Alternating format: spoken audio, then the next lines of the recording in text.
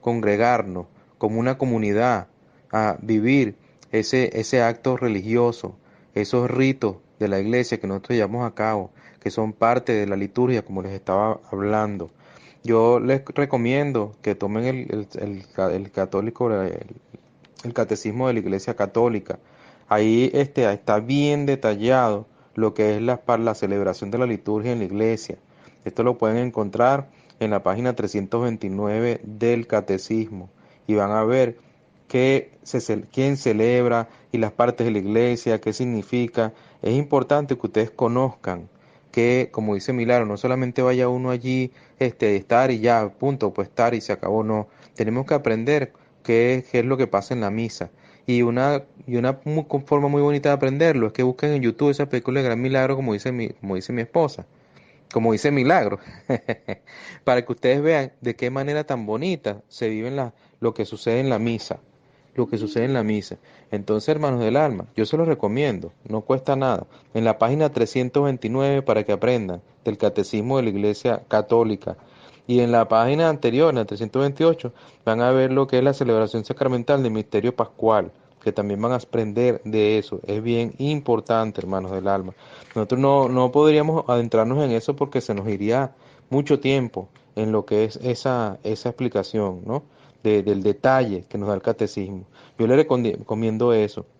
De todas maneras, en los misales, cuando vayan a la iglesia, tomen el misal, el que está en el asiento de la iglesia, en la banca, y ahí no solamente busquen la fecha el día que corresponde a la misa que van a leer, sino que siempre, normalmente en las primeras páginas del misal, están las oraciones de inicio, está el credo, ustedes vayan hojeando un misal para que se den cuenta, están las canciones, que es muy bonito. Ustedes tienen que también aprender a manejar ese misal, ¿verdad, mi amor? Como tú lo haces, explícame un poquito tú cómo tú buscas en el misal y todo esto. Ah, sí, yo estoy, bueno, vivimos aquí en Estados Unidos y bueno, uno a veces el inglés, ¿verdad? Pero entonces yo llegué y nosotros tenemos ese libro en inglés y en español en la iglesia. Entonces mi hija dice, ay, tú entiendes todo porque vas en español. Entonces yo lo que hice fue irme a la misa de inglés, ¿verdad? Y entonces allí agarro el libro y empiezo a llevar toda la misa en inglés. Y me aprendí las oraciones en inglés, y yo me las sabía en español, por supuesto, pero entonces, para no perderme en la misa, entonces agarro el libro, busco el credo, ¿verdad? En inglés, leo todo lo que el padre va dando en la misa y ahí voy llevando la cronología de todo el evento, ¿verdad? De todo lo que él está haciendo para no perderme. Porque muchas veces vamos a la misa y como no hablamos inglés, entonces, ay, no entendemos nada. Pero miren, yo primero me leo el Evangelio en español, porque tengo el libro Minutos cada día, ¿eh? ¿Qué se llama? Minutos de amor. Minutos de amor.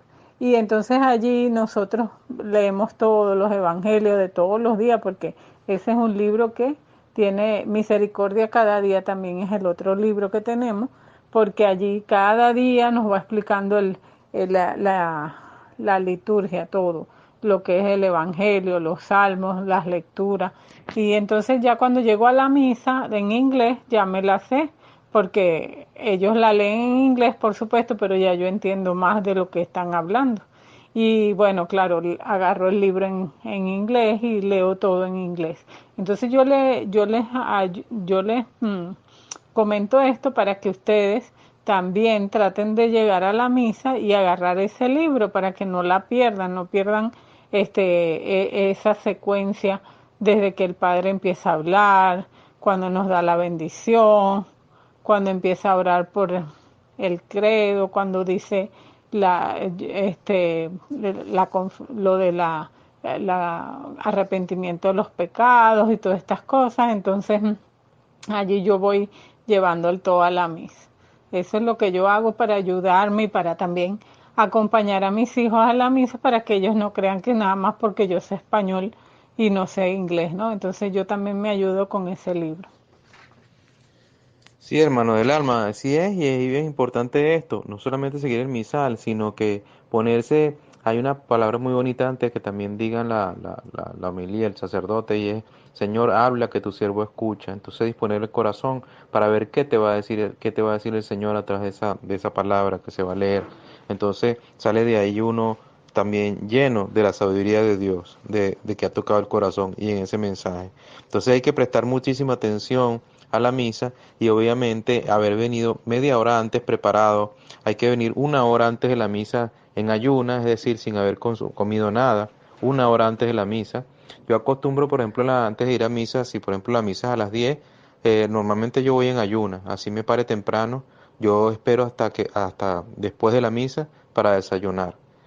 Pero lo normal es que se pueda, una hora antes de la misa no coman nada, vayan en ayunas a la iglesia. Después, si se van a confesar, tienen que estar por lo menos media hora antes para confesarse en la iglesia y habiéndose preparado, haciéndose su autoexamen y tomando nota de los pecados y pidiéndole al Espíritu Santo que le recuerde esos pecados, que los ayude junto con el ángel de la guarda a repasar a través de los mandamientos en lo que han fallado para confesar los sacerdotes.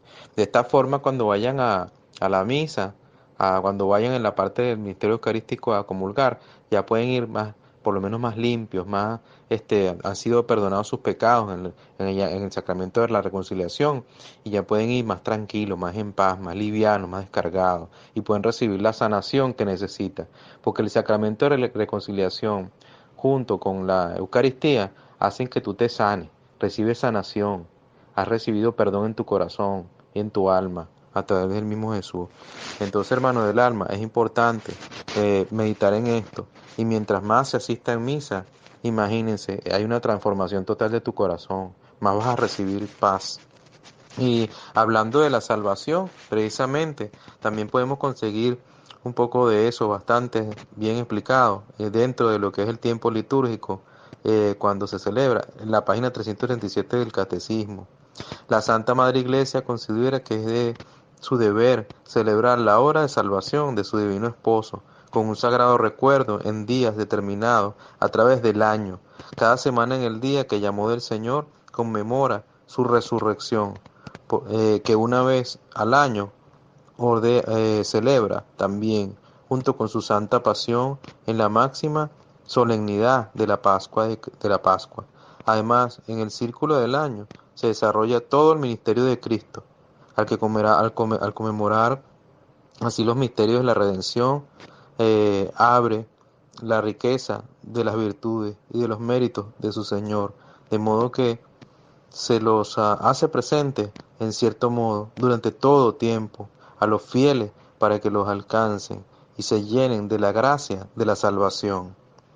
Hermanos, si tú se considera que una persona que va a misa todos los días, que se acostumbra a ir a misa todos los días, ya en 3 años ha repasado la Biblia completa, porque en cada día se va leyendo las escrituras y en 3 años ya va de asistir a la misa, va a haber completado la lectura de todos los escritos bíblicos.